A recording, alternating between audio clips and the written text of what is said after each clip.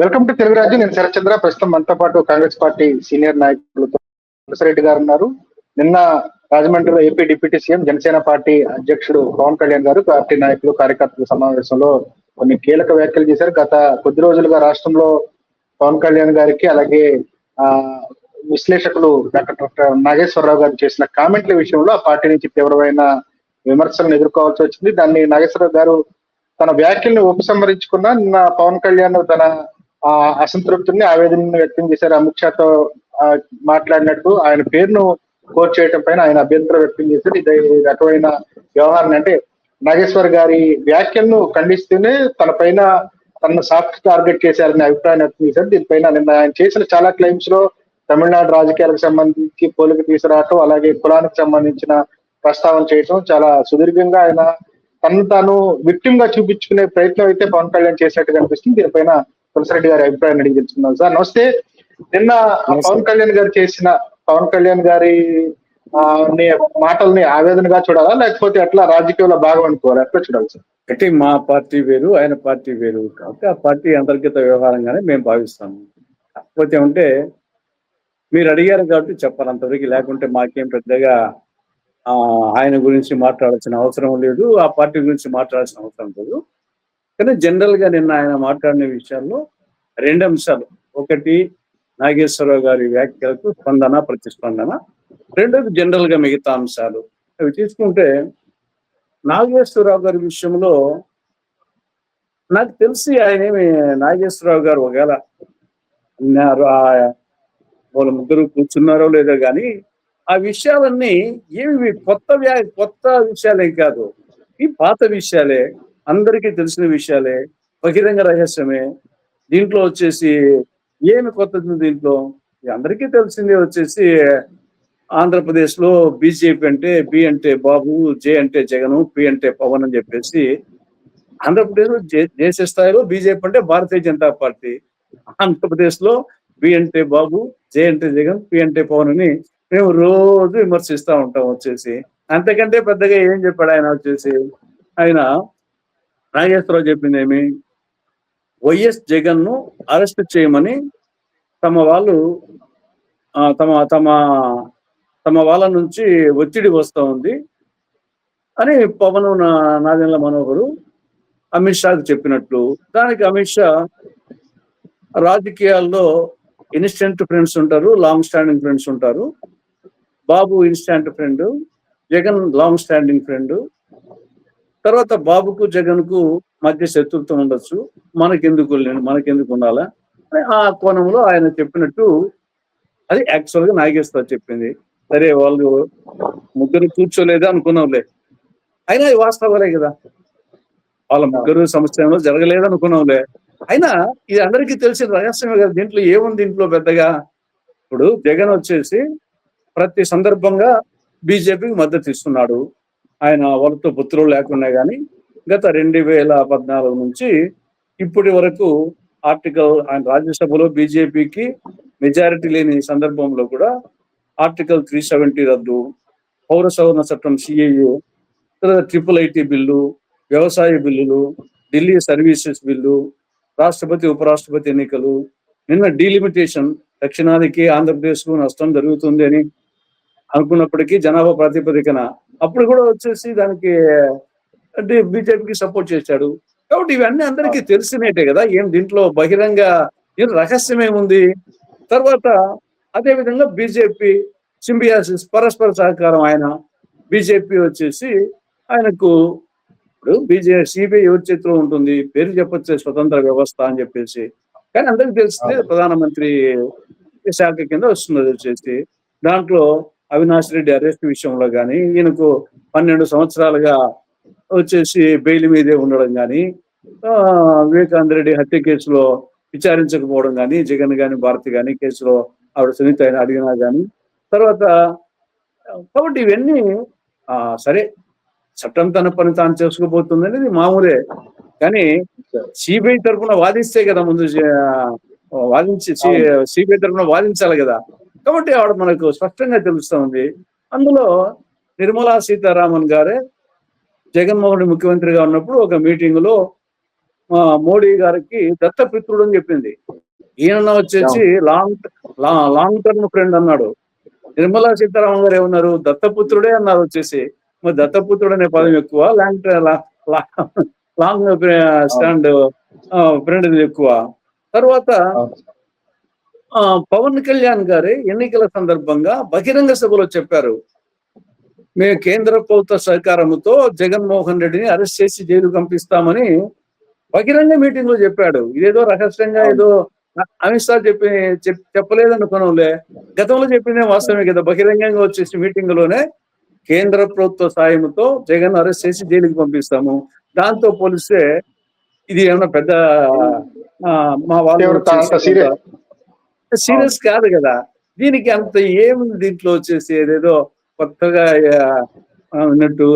అందులో వీళ్ళ మధ్య కూడా టీడీపీ బీజేపీని విమర్శించిన సందర్భాలు ఎన్ని ఉన్నాయి. తర్వాత వచ్చేసి ఒక సందర్భంలో చంద్రబాబు నాయుడు గారు బీజేపీ మసీదులు కూల్చే పార్టీ, మాది మసీదులు నిర్మించే పార్టీ అనే సందర్భం ఉంది.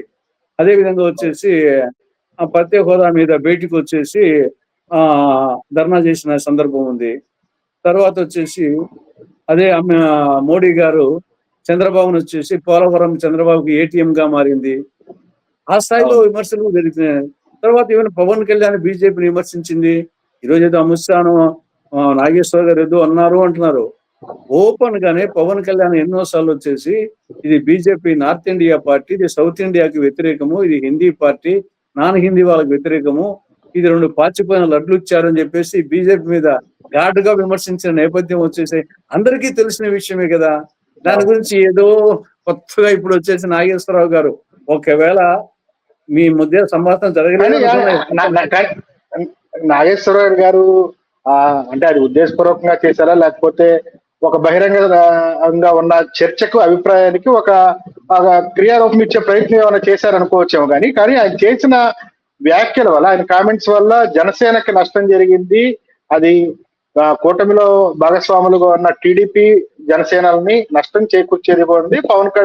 పవన్ కళ్యాణ్ పేరిట చేసిన వ్యాఖ్యల వల్ల అది జగన్మోహన్ రెడ్డికి అనుకూలంగా అన్వయించుకునే పరిస్థితులు ఉన్నాయి కాబట్టి వాళ్ళు దాన్ని వ్యతిరేకిస్తున్నట్టు కనిపిస్తుంది. ఇప్పుడు దానివల్ల ఇద్దరికి నష్టమే. ఇప్పుడు జగన్మోహన్ రెడ్డి బీజేపీ అనుకూలము అందరికీ తెలుసు. అయినప్పటికీ ఎందుకు పొత్తు పెట్టుకోవాలా? జగన్మోహన్ రెడ్డి వచ్చేసి బీజేపీతో పొత్తు పెట్టుకుంటే ఓ దిక్కు ముస్లింల vote, Christian vote, minority vote పోతానే భయమో పక్క ఉంది. తర్వాత వచ్చేసి కేంద్రంలో అధికారంలో ఉంది కాబట్టి తన కేసులు ఉన్నాయి కాబట్టి వయా మీడియాకి ఆయన పోతున్నాడు.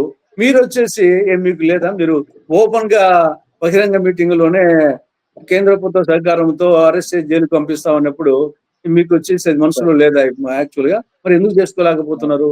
అదేం తెలిసిన బహిరంగ రహస్యమే కదా వచ్చేసి. కాబట్టి చంద్రబాబు నాయుడు జైలు పంపాడు జగన్మోహన్ రెడ్డి. మరి మీరు వచ్చేసి కూటమిలో ఉన్నారు, కేసులు ఉన్నాయి, ఈడీ కేసులు ఉన్నాయి, సిబిఐ కేసులు ఉన్నాయి, కోడికత్తి కేసు ఉంది, వివేకానంద హత్య కేసు ఉంది, అనేకం ఉన్నాయి. కాబట్టి అది అందరికీ తెలిసిన విషయమే. కొత్తగా ఇప్పుడు అయినా ఎవరెవరు అవసరాల కోసం వాళ్ళు ఉన్నారని చెప్పేసి ప్రజలు ఎన్నికల సందర్భంగా కూడా తెలుసు. వీళ్ళకేం వచ్చేసి ఇది ఫెవికాల్ బంధం ఏం కాదు, ఇది వచ్చేసి లూజ్ బంధం అని చెప్పేసి టీడీపీ, జనసేన, బీజేపీ ఇది ఫెవికాల్ బంధము, బంకమట్టిది బంక బంధం కాదు, ఇది లూజ్ బంధం అని అందరికీ తెలుసు. ఇది ఎప్పుడైనా వచ్చేసి పోయేది, ఇది సిద్ధాంతపరమైన బంధం కాదు, ఫెవికాల్ బంధం కాదని చెప్పేసి దానికి కొత్తగా వచ్చేసి రాజకీయ ఇప్పుడు మేమన్న దానికంటే బీజేపీ అంటే మేము రోజు అంటుంటాం, బి అంటే బాబు, జే అంటే పవన్ కళ్యాణ్ గారు నిన్నటి మాటల్లో బీజేపీ కనీసం ఖండించలేదు, కనీసం అట్లా జరగలేదు. పైపెచ్చు బీజేపీ నాయకుల నుంచి నాగేశ్వర్కే మద్దతు లభిస్తుండటం పైన కూడా ఆయన అసంతృప్తి వ్యక్తం చేశారు. దీన్ని ఎలా చూడాలి సార్? అది యాక్చువల్గా వచ్చేసి ఈ విషయంలో వచ్చేసి నాగేశ్వరరావు గారు మీరున్నా, నేనున్నా, ఎవరున్నా, ఇది ఆయన అభిప్రాయం అనేది రోజు వచ్చేసి విశ్లేషిస్తుంటారు అనేక అంశాల మీద. ఒకసారి మనకు నచ్చచ్చు, నచ్చకపోవచ్చు. ఇంకా భావ ప్రకటన స్వేచ్ఛ ఆర్టికల్ 19 విలువ లేదా రాజ్యాంగంలో? అంటే ఇంకా వచ్చేసి ఇంకా రోజు పొగుడుతూ ఉండాలన్నా మిమ్మల్ని వచ్చేసి? ఆయన ఏమైనా కొత్తగా వచ్చేసి మిమ్మల్ని కాదు, కాంగ్రెస్ విమర్శిస్తాడు, పొగుడుతాడు, బీజేపీ విమర్శిస్తాడు, పొగుడుతాడు, పవన్ కళ్యాణ్ విమర్శిస్తాడు, పొగుడుతాడు. సమయం సందర్భం బట్టి ఆ ఇష్యూ బట్టి ఆయన విశ్లేషిస్తాడు. కాబట్టి ఆయనేమి నాకు తెలిసి అది దానికి అసలు ముందు అది ఈ చర్చనీయాంశమే కాదు నాకు తెలిసి. ఒక అనవసర రాద్ధాంతం తప్ప ఇది ఒక ఇష్యూనే కాదని నా అభిప్రాయం. ఇది అనవసరంగా ఇష్యూ చేసి వీళ్ళు చేసుకున్నారు కానీ అది ఇష్యూనే కాదు. అది ఇప్పుడే ఆయన కొత్తగా వచ్చేసి ఎప్పుడు రాకుండా ఎప్పుడోసారి చెప్పింటే రోజు ఆయన 1, 2, 3 ఇమ్మీడియట్ గా అంశాల మీద ఆయన ప్రతిస్పందిస్తూ ఉంటారు. కొందరికి నచ్చచ్చు, కొందరికి నచ్చకపోవచ్చు. డెఫినెట్ గా వచ్చేసి ఆయన ఒక మేధావి. ఆయనంత వరకు అందరూ అంగీకరించాల్సిందే.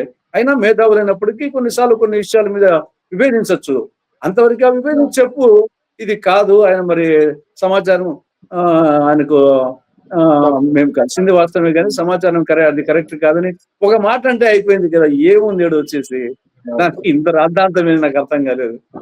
ఆయన తమిళ రాజకీయాలతో పోల్చి ఆయన మీద విమర్శలు చేయటం అభిమానులు కావచ్చు, వ్యతిరేకులు కావచ్చు. తమిళనాడులో విజయ్ పార్టీ పెట్టి అధికారంలోకి వచ్చాడు అని చెప్పి, ఇక్కడ నేను కులం కోసం పార్టీ పెట్టలేదు, ప్రజలందరి కోసం పెట్టాను, నేను ఎప్పుడు ఒక కులం కోసం పార్టీ పెట్టానని ఎప్పుడు నేను క్లెయిమ్ చేసుకోలేదు అన్నాడు. అంటే గతంలో కులానికి ఐక్యత లేదా, కులం కోసం చేయలేరా అని చెప్పి ఆయన వెంటే పవన్ కళ్యాణ్ గారు చాలా సార్లు అన్నారు, కాపులకి అవకాశం రాదా అన్నట్టు ఆయన మాట్లాడారు. నిన్ను చూస్తేనేమో కులం కోసం నేను ఎప్పుడు పార్టీ పెట్టలేదు, నేను ప్రజల కోసం అందరి కోసం పార్టీ పెట్టాను అంటారు. ఇది ఎట్లా చూడాలి? అదే ఆయనకు స్థిరత్వం లేదు. ఆయన వచ్చేసి ఒక నిలకడగా ఉండేడు. ఇప్పుడు కొద్దికేమో లోపల ఆశ ముఖ్యమంత్రి కావాలని, మళ్ళా కాలేని పరిస్థితి, మళ్ళా విజయం చూసేసి నేను కూడా ఎందుకు కాలేదు అని చెప్పేసి ఆయన డైరెక్ట్ గా అంటున్నాడు. కేవలం కటౌట్లు హోలోగ్రామ్ తో తమిళనాడులో వచ్చేసి ముఖ్యమంత్రి అయిపోయినారు, ఆయన వచ్చేసి అభిమానులతో ఒకటిగా అయినారు, ఇక్కడ మళ్ళీ అభిమానులు ఒకటిగా లేరు, మళ్ళీ కులం అడ్డం వస్తుంది. నేను 15 ఏళ్ల పాటు 14 ఏళ్ల పాటు రోడ్డు మీద ఉన్నా కానీ నన్ను చేయలేని చెప్పేసి మనసులో ఉంది. ఆయన వచ్చేసి పై చెప్పేది మనసులో వచ్చేసి ముఖ్యమంత్రి కావాలని ఉంది, కానీ అది కాలేదని చెప్పేసి 2019లోనే 2 చోట్ల ఓడిపోవడం జరిగింది. సరే పొత్తులో భాగంగా నేను 21కి 21 వచ్చి ఉండొచ్చు, కానీ అవి వచ్చేసి ఈయన అవసరం లేకుండా కూడా టీడీపీకి కావాల్సిన సీట్లు ఉన్నాయి అని ఆయనకు తెలుసు. వచ్చేసి టీడీపీలో మొన్న కూడా పొత్తు లేకుంటే మళ్ళా 2019 పరిస్థితి తెలుసు ఆయనకు. కాబట్టి కానీ లోపల ఆశ ఉంది కాబట్టి ఆ ఆశ నిరాశల మధ్య కుట్టుమిట్టాడుతూ ఉన్నాడు. తర్వాత ఫుల్ టైం పాలిటీషియన్ కాదు, పార్ట్ టైం పాలిటీషియన్. ఇప్పుడు తర్వాత వచ్చేసి సంస్థాగతంగా పార్టీ బలపడే పరిస్థితి లేదు, ఎందుకంటే ఫుల్ టైం పాలిటీషియన్ కాదు. కాబట్టి కనుక ఒక సినిమా యాక్టర్ గా కొంత ఫాలోయింగ్ అవి ఉండేది వాస్తవమే, కానీ అది దానివల్ల వచ్చేసి ఆయన ఎక్కువ ఊహించుకుంటాడు. ఆయన వచ్చేసి నేను ముఖ్యమంత్రి ఎందుకు కాకూడదు అని ఆయనకు డెఫినెట్ గా ఆ బ్యాక్గ్రౌండ్ ఉంటే ఆయన పార్టీ పెట్టడమే, లేకపోతే ఏదో పార్టీ చేరిపోయింది కదా, ఆ పార్టీ పెట్టడమే ముఖ్యమంత్రి కావాలి కదా. నేను సంఘ సేవ చేస్తానికి, స్వచ్ఛంద సేవ చేస్తానికి ఎన్జిఓ ఉన్నాయి కదా, ఆయనకి పార్టీ పెట్టాల్సిన అవసరం లేదు. పార్టీ పెట్టడం అంటేనే ముఖ్యమంత్రి కావాలనే దృక్పథంతో, కానీ పరిస్థితులు అనుకూలించలేదు. ఇక విజయ్ ఏమంటే విజయ్ కూడా మన జైలుతో ఉంటే విజయ్ కూడా ఛాన్స్ వచ్చిండేది కాదు. ఆ పక్క డిఎంకేని మార్చాలనుకున్నారు, ఏడీఎంకేకు సరైన నాయకత్వం జైలలిత లాంటి స్టేజ్ నుండి నాయకులు లేకపోయి పళనిస్వామి చాలేదు.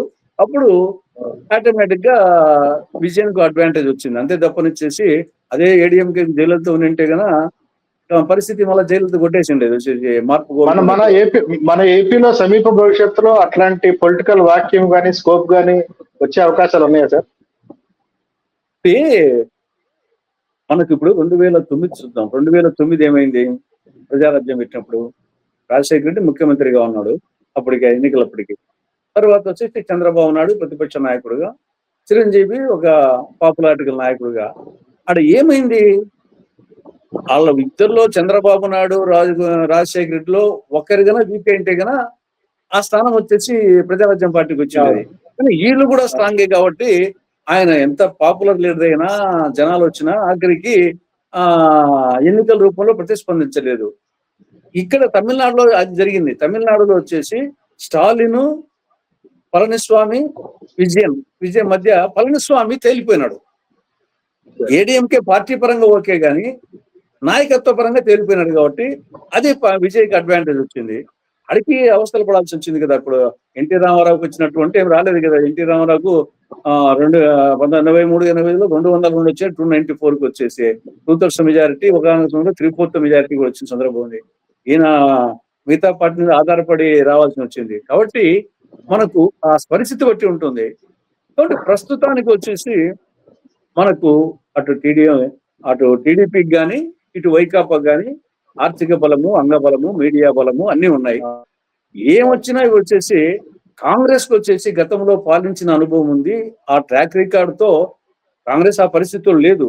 కానీ ఛాన్స్ అంతో ఇంతో ఉంటే కాంగ్రెస్ కూటమికి, ఇండియా కూటమికి ఆల్రెడీ ఉంది కాబట్టి ఆ అవకాశం ఏమైనా చేంజ్ చేయాల్సిన అవకాశం వస్తే ఆ స్థాయికి కాంగ్రెస్ ఇండియా కూటమి ఎదిగితే అది కాంగ్రెస్ కే ఉంది తప్ప లేకుంటే ఆ పక్క వచ్చేసి ఇద్దరు వాళ్ళకు అటు జగన్ కానీ ఇటు చంద్రబాబు నాయుడు కానీ మీడియా బలము, ఆర్థిక బలము, అంగబలము అన్నీ ఉన్నాయి. కాంగ్రెస్ ఉన్నది ఏమంటే అనేక సంవత్సరాలు పరిపాలించి అటు సంక్షేమ కార్యక్రమాలు, అభివృద్ధి కార్యక్రమాలు చేసి చూపించింది కాబట్టి ఆ స్థాయికి వస్తే అప్పుడు ఆటోమేటిక్ గా కాంగ్రెస్ నేతృత్వం ఇండియా కూటమికి అవకాశం ఉంటుందని నా అభిప్రాయం. ఇక్కడ అంటే నిన్న పవన్ కళ్యాణ్ మాటల్లో మీకు ఏమన్నా నిరాశ, నిస్పృహ కనిపించిందా? లేకపోతే తన అంటే చేయలేకపోవడానికి, సక్సీడ్ కాలేకపోవడానికి కారణాలని పార్టీ నాయకులకి కన్వే చేయాలని ప్రయత్నం ఇచ్చేసారు అనుకో, ఎట్లా చూడాలి? డెఫినెట్ గా ఆయనకు వచ్చేసి ఒకవైపు చెప్తాం కదా, ఆశ నిరాశల మధ్య కొట్టుమిడుతున్నాం. ఆశ వచ్చేసి ముఖ్యమంత్రి కావాలనేది ఆయన ఆశ, కానీ అది ఏ పరిస్థితి లేదు అనే గతంలో ఉంది, భవిష్యత్తులో కూడా పరిస్థితి లేదు. కాబట్టి ఆడ అంతరం ఎక్కువగా ఉంది. ఆశ నిరాశల మధ్య అంతరం ఎక్కువగా ఉండి ఆ నేపథ్యంలో అప్పుడప్పుడు ఫ్రస్ట్రేషన్ ఉందో. నేను చెప్తే కదా, ఫుల్ టైం పాలిటీషియన్ కాదు కాబట్టి ఆ నేపథ్యంలో రావడము సంస్థాగతంగా బలపరచాలి. ఫుల్ టైం పాలిటీషియన్ అయితేనే సంస్థాగతంగా బలపడి దానికి ఆటుపోట్లు తట్టుకోవాలా. తర్వాత కూటమిలో ఉన్నాడు, కూటమిలో వచ్చేసి ఆటోమేటిక్ గా ఆ పక్క చంద్రబాబు నాయుడుతో పాటు లోకేష్ ను ప్రొజెక్ట్ చేస్తున్నారు. ఈ టర్మ్ కానీ నెక్స్ట్ టర్మ్ కానీ చెప్పేసి ఒకవేళ పొత్తు ఉన్నా లేకున్నా అనే angle Chandrababu Naidu senior politician గా ఆయన స్టైల్లో ఆయన పోతున్నాడు. అటు ఆయన కష్టపడుతున్నాడు, లోకేష్ ను ప్రొజెక్ట్ చేసుకుంటూ పోతున్నాడు. అది స్పష్టంగా తెలుస్తుంది, పబ్లిక్ తెలుస్తుంది, పవన్ కళ్యాణ్ కు తెలుస్తా ఉంది. కాబట్టి భవిష్యత్తు ఆశాజనకంగా ఉంటుందనే నమ్మకం లేదు, అంత మాత్రాన మళ్ళా ఆశ ఉంది. కాబట్టి ఈ యొక్క ఆశ నిరాశల మధ్య ఫ్రస్ట్రేషన్ తో ఒక్కోసారి ఆ విధంగా తర్వాత నాయకుల మధ్య పార్టీలోనే అంతర్గత పోరుంది. కార్యకర్తలకు వాళ్ళని ఎమ్మెల్యేలకే చాలా చోట్ల సరిపోవడం లేదు, అనేక చోట్ల టీడీపీ పార్టీకి ఇళ్లకు సరిపోవడం లేదు, అటు పిఠాపురము కానీ ఇంకా కానీ చేసాయి. కాబట్టి ఆడ కూటమిలో అంతర్గత పోరు, విత్ ఇన్ ద పార్టీ అంతర్గత పోరు, ఎమ్మెల్యేలకు కార్యకర్తలకు కోఆర్డినేషన్ లేకపోవడం, తర్వాత కార్యకర్తలకు అధికారులు పట్టించుకోవడం లే. ఏమన్నా గోదావరి జిల్లాలో అంతా ఇంత ఉందేమో కానీ ఇక్కడ రాయలసీమ జిల్లాలో అయితే జనతా పార్టీ అనేది ఒకటి ఉందని కూడా ప్రజలు, అధికారులు కానీ ఎవరు కానీ పట్టించుకోరు ఇక్కడ. కాబట్టి ఆ నేపథ్యంలో ఆయన వచ్చేసి ఈ ఫ్రస్ట్రేషన్ తో మాట్లాడుతూ ఉండొచ్చు. Thank you sir, thank you so much me valuable opinion express చేసినందుకు. హలో, తెలుగు రాజ్యం ఛానల్ చూస్తున్నారా? సామాజిక, రాజకీయ, జీవన చిత్రణే తెలుగు రాజ్యం. అతిశయోక్తులు, అసత్యాలు ఉండవు. రాజకీయ కోణం కాదు, ప్రజా కోణమే కొలబద్ద. తెలుగు రాజ్యం వీక్షణ మీ ఉత్తమ అభిరుచికి నిదర్శనం.